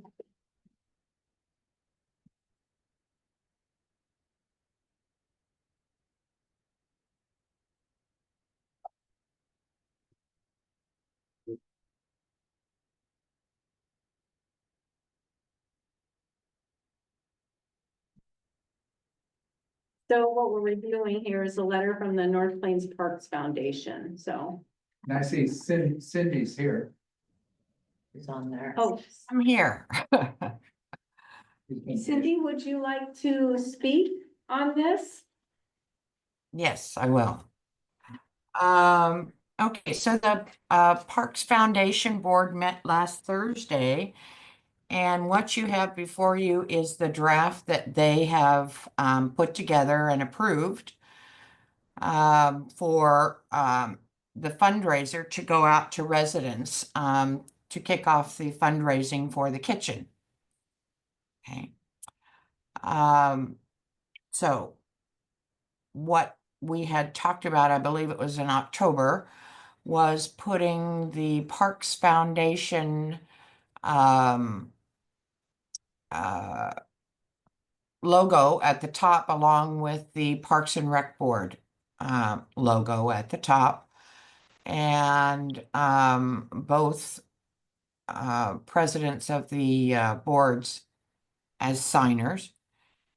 And that would go out to all residents, specifically, not businesses. Businesses we would do differently, but we need to start somewhere. So if you could just take a few minutes and read through that and see if that's what you want to convey to people.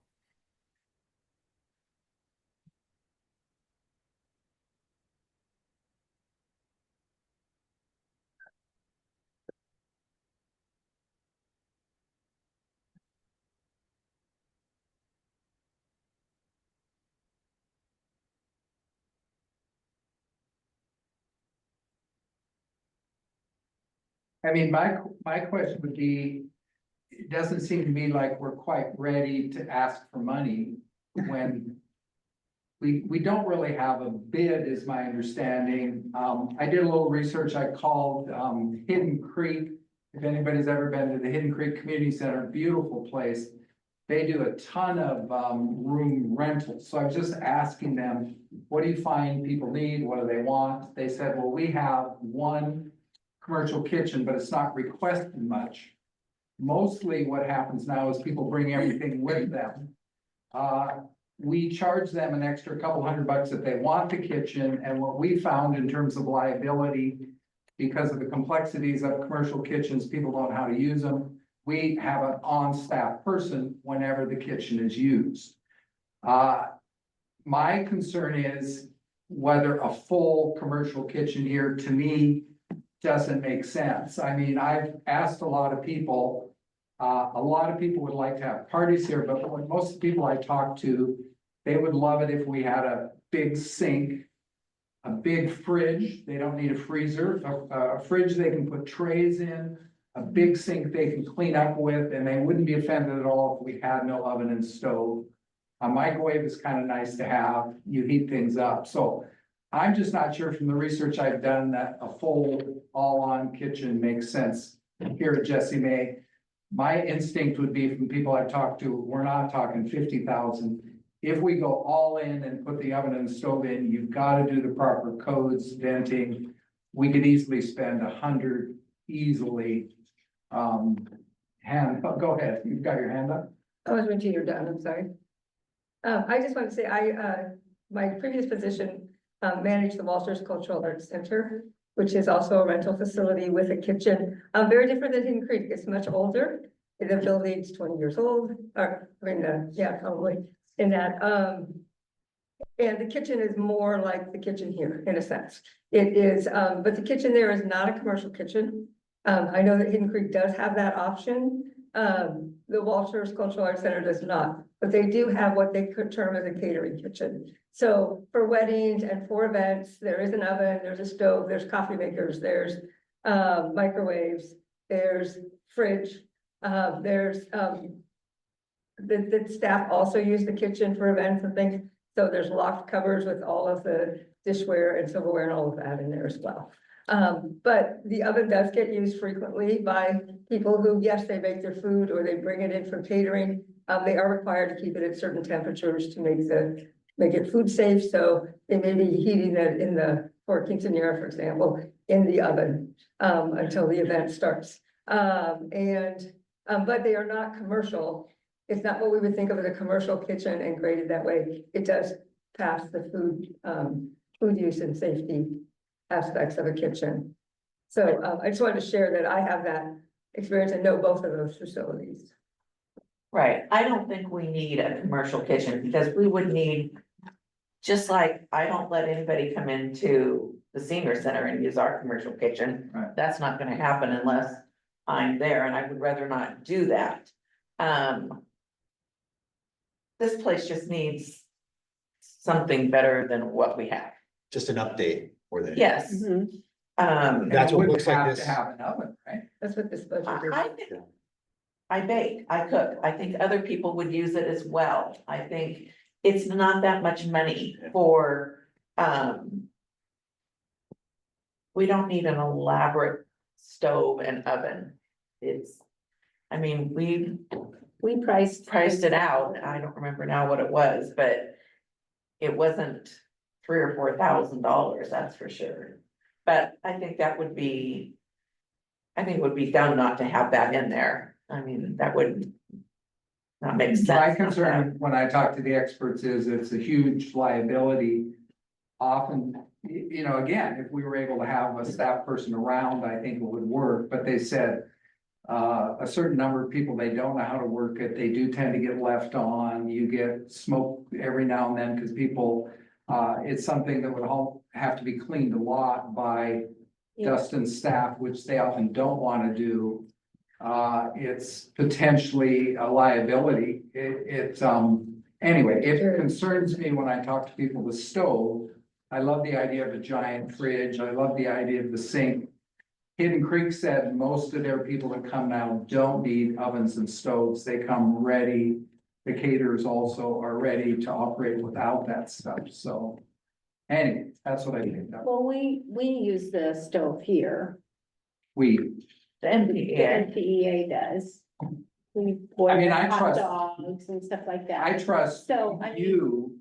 I don't. I'm just trust saying, you the don't public. have to have a commercial kitchen to do that. And just because it's a stove doesn't mean it's a commercial kitchen. I right, mean, it doesn't need to be a commercial kitchen, it just needs upgraded appliances. Some new cabinetry would be amazing too, but, you know, I would talk to the insurer. Because sometimes I got into that. because where they it's not said- a commercial kitchen right now.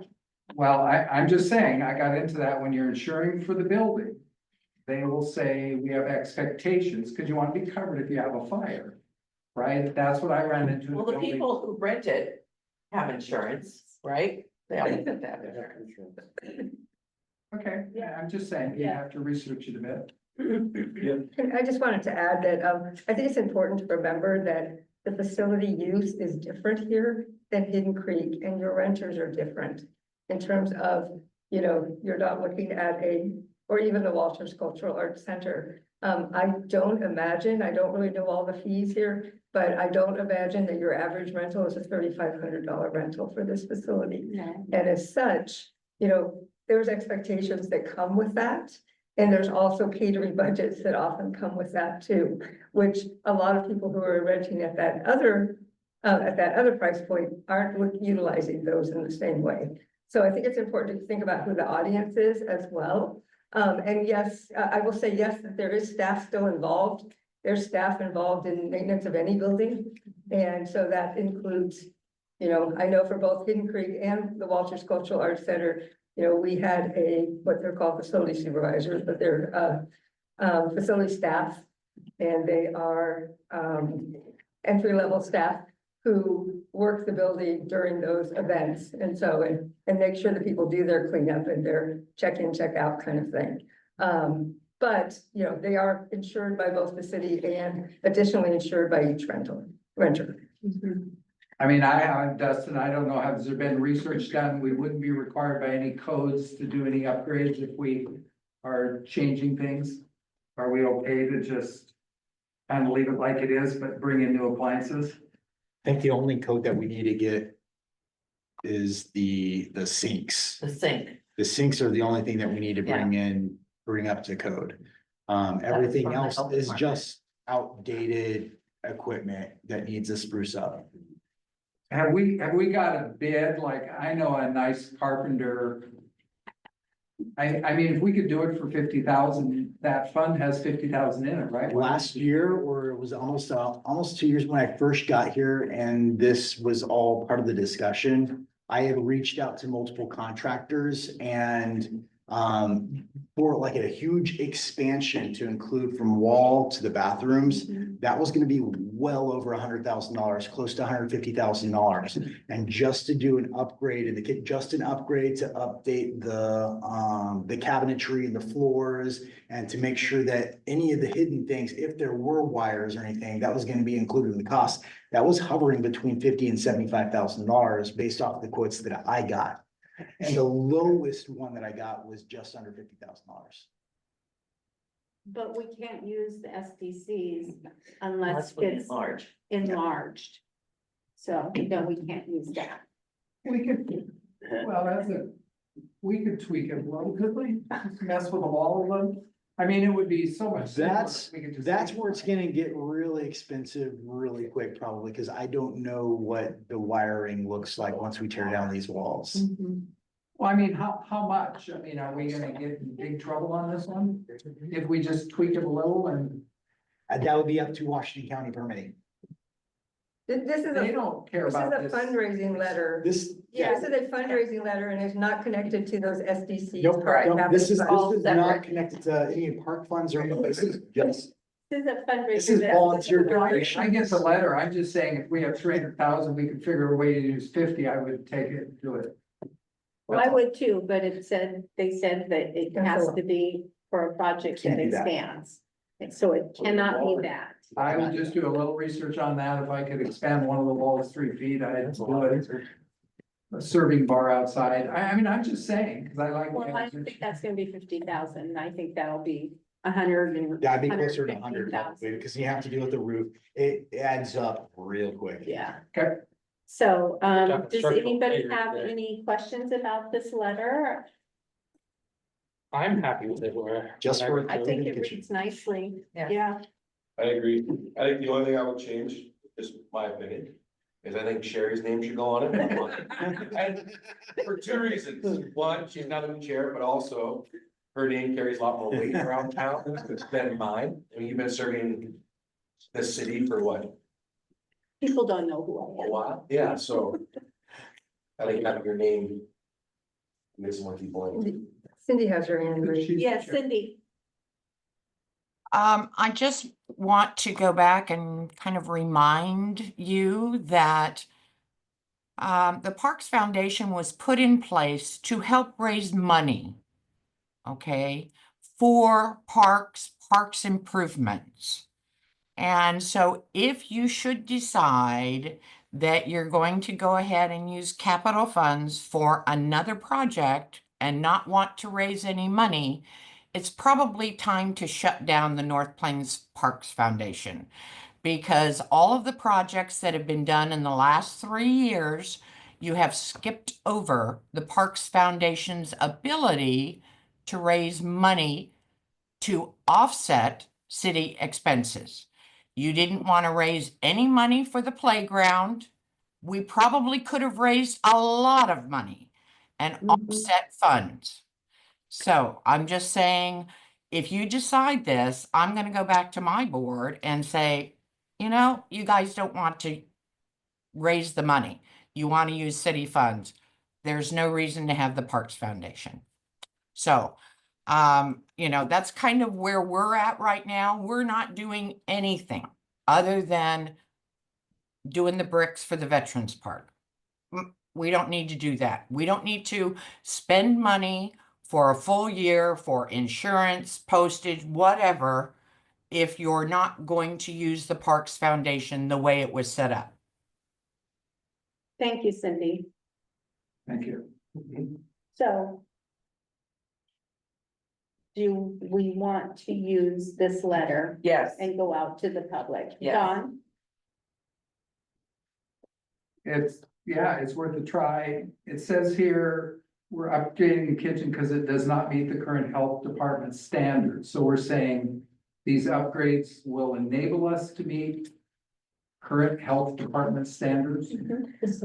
What are the standards? They let us go through because they know that we take care of things when we're in there, when the NPA is there. Right. We make sure that everything is done according to plan, even though we don't have a 3 facing. they know that we take stuff back to the senior center and wash it in the commercial stuff, dishwasher. So that's what's getting us by, is because the health But department, you're used to working with those people. right, So as long as I'm just saying, I want Right. somebody who knows about that, Right. which is you, so Right. that's great. Right. But if she's not here, then what happens? That's a staff job. yeah. That's a staff management job of the project. Yeah, we just wanna, yeah, I like that. Any other questions about That's that? good. Okay, Well done. Zach? Let's do it. Let's see what we can get. Anything's better than nothing. Okay. And this at least give us a good gauge for future projects too, right? So. Yep. Let's use Sydney's good graces. Yep, Patty? Yes, Ethan? Yes. I'm a yes. Art, Joanna is not on. She messaged me, said she got disconnected. Yeah, that means she liked the so, idea. but there's consensus here with the five. So, Cindy, yes, let's move forward with this. Okay, our next step, and this will be for the city manager, we will need to get the utility billing address, mailing addresses. And the letter can go out, within 10 days probably. So that's kind of where we are at this point with the foundation. We're ready to go.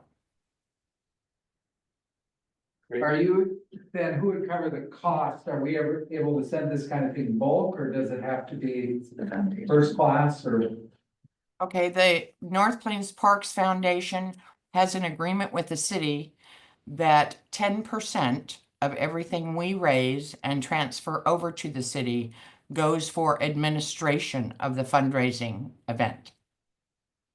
And that's why if you look on the third page at the very bottom, it says we're looking for 50,000 instead of 35. We put in a contingency line item because all of this information was gathered almost a year ago and prices go up, but also there's administration fees for fundraising. That works. Okay. Do you have any questions or concerns about it? But I guess what I would say is, this is just make sure that the plan is, you mentioned it to council, so they know that, this is how you're moving forward. You have the support and cooperation of the Parks Foundation, just keep them apprised, that's all. Okay. Who actually stuffs the envelopes and does the whole mailing part of it, Cindy? The Parks Foundation Board and any volunteers who want to participate. Will you just schedule a time to meet, those of us who are able, and help prepare it or something? Well, when we're ready to do the stuffing, you bet I will be putting out an email to everybody, and whoever shows up can help. Very good. Okay. thank you. Thank Yes, you. Thank you very thank much. you. Thanks. Bye. Bye. I guess we're on to board and staff comments. Board, anybody have any comments? I mean, my issue, again, I realize we don't have time for it now, but I think Dustin, you're absolutely right. We don't really have money at this point for staffing, but I guess my question is, as we look to the next budget cycle, is there a way? My question is, even there is contingency money in the budget bill, you were talking about that at the last city council. Would it ever be appropriate to ask for like $50,000 contingency money to do a demo this summer of a parks program to see if we could generate significant, I think we could easily get, 100 or so people involved if we had some seed money to try something. Obviously, out of that at some point, we need more money in that pool, but I guess the frustration for me from the parks perspective is how do we get some sort of programming going. I mean, I was reading in my mailing that I got at my house from the city, on the library. I mean, they're just doing program, wonderful, wonderful stuff, all done by all their staff.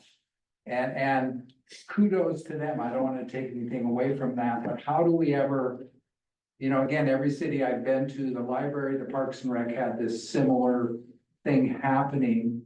So that would be my thing. Could we ever just get it started somehow? I just think there's so many kids this summer, and again, we have those gyms, we have that beautiful field that aren't used much. Could we ever get seed money to just give something a try? Nobody has to answer that now, but I wondered about, I think if that went to the city council had any energy for it. I think what they probably have to do is maybe they form a subcommittee, start to do a little research on it. I mean, it's nothing that's just gonna happen right away, but again, I think we've got to give more attention to programming in the Parks and Rec, because we've made zero progress in my 4 or 5 years here. So, my advice. SDCs can't be used for that. SCCs cannot be used for Pardon? operations, correct? SDCs cannot be used for that.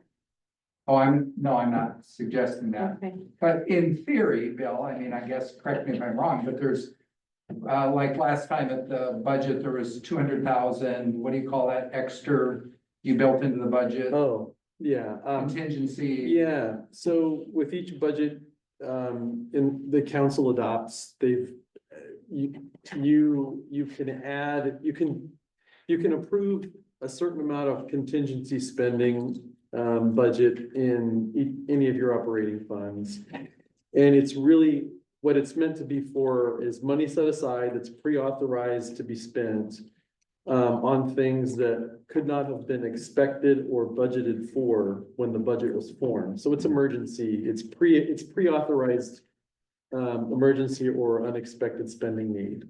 And we've used it on things like the vac truck being stolen and repairs and things like that. We've used it on damage for equipment or something with a tree that had fallen. In December, we used it on, the council approved it being used on planning and legal issues that kind of came out of nowhere. Yeah, we couldn't have anticipated that in 2023. So could we use some of that if, again, we don't have to answer it now, but if somebody requested that be considered for use with getting a summer parks program going? Well, if that came up, I mean, council can talk about it. My recommendation would be no, because it doesn't meet the intent of contingency being unexpected, unbudgetable item. And council chose not to, council knew it could have had a programming and tried to budget for it and it didn't. So that wouldn't be unbudgetable expenditure. Okay.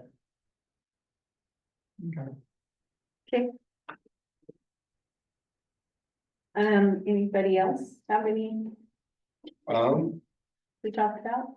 I think maybe just for next time, just stuff for next time, maybe we'll look at. Oh, go ahead. No, you're good. You're gonna say something, so go ahead. Well, I was just gonna follow up. I think at the end of the day, this body would be wise to work towards something like Don was saying, that leads to some kind of new funding mechanism for the city. Our property tax rate, our permanent one is very low. And there's just so many things you can fund with that very low rate. And I think it's, after being here for 5 years, going through a public safety levy that tried, there was probably too much. But the intent of it being that much was to free up funds for parks programming, as Don remembers, but it just didn't work out. But at the end of the day, I don't see how, realistically speaking, I think what you need to do is head towards some kind of new funding mechanism, whether that's something on the water bill that council can just adopt by resolution, or you go through the process of identifying your park service need and you work on ultimately a local option levy that guarantees that for 5 years. But then that's a public vote. Yes, and both of which were shot down. I mean, the last council said no on increasing, putting anything on the water bill.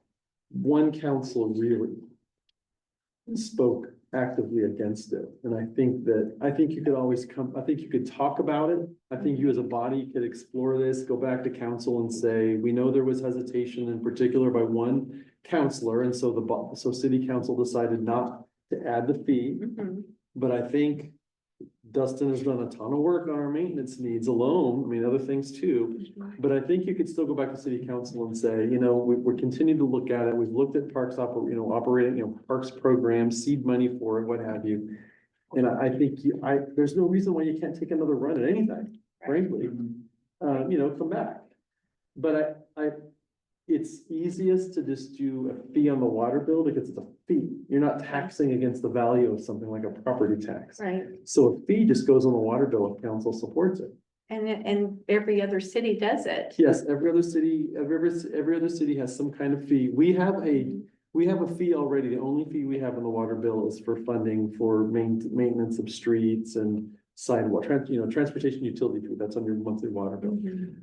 But a fee, because it doesn't tax against a value and create a liability when you don't pay that tax, it doesn't have to go up for vote by the public. Now, if you go for a 5-year levy against the value of all the property in the city and want to raise a lot, fair amount of money or more so, then, that would result in kind of the more elaborate process, Dawn, you were talking about. Either one has positives and negatives. But I think you can take another run at anything and there's a need. Plain and simple. I agree. I think that's what I had based on my notes. I think we should revisit both and look at both, kind of going with our short and long-term goals, what we want to accomplish. I think strike while the iron's hot, and we have new leadership, new administration, things like that. I think it's time to do so, right? And I guess Sherry and I want to say congratulations, and look forward to the new leadership here as well. I think the one thing I would like to go over, if we could add to next time, and I'll keep this very short, is maybe going over like the master plan, parks master plan, and kind of what that looks like, or what we want to adopt or add or Well, change. Do we need to? Do we not? can we do that? That way everybody's on the same I mean, page. we kind of need to, You know what we're working with? is it too soon to do that? Go ahead. Yeah, go ahead. Well, I think what you can do is, Have you looked at it? Briefly. have you all just kind of gone through it and checked off everything that you've done? That like everything that's been done in the existing plan, so you know what's left, and if you need a new plan, if you need to add new projects, if there's still a bunch that hasn't been completed yet, like, have you done kind of a status update on what's been accomplished and what's not? And then that can be the launching pad for whatever that next thing is. That's what I mean, like, I think it'd be good for us to go through it as a group, and we see it, and we cross off and add what we want to tackle next, or what we want to do. I think that could be a. But just kind of, Put that on the agenda. Yeah, that's a potential item, and if not, nix it, that's fine too. Go bit by bit. It's a pretty in-depth document. Right. Not a one-nighter type of No, thing. No. absolutely not. well, you have subcommittees now, so you could, Yeah, We don't have to, we can save it. well, or we could, as homework, everybody read it, which that homework has already been given. Mhm. And then, everybody can make their list, as, Bill said, about what we've done, what hasn't been done, what needs to be done. changed, Okay, and bring that back. Then we'll all understand and be on the same page. And then we don't have to sit here going through this. Yeah. We can use this time constructively, sounds good. so that would be my preference. Shereen? Okay. Okay, Okay. okay, so we'll have that for next month's meeting. Okay. Anything else? Dustin, did you have anything else? No, I've been wanting to share that budget information for a while.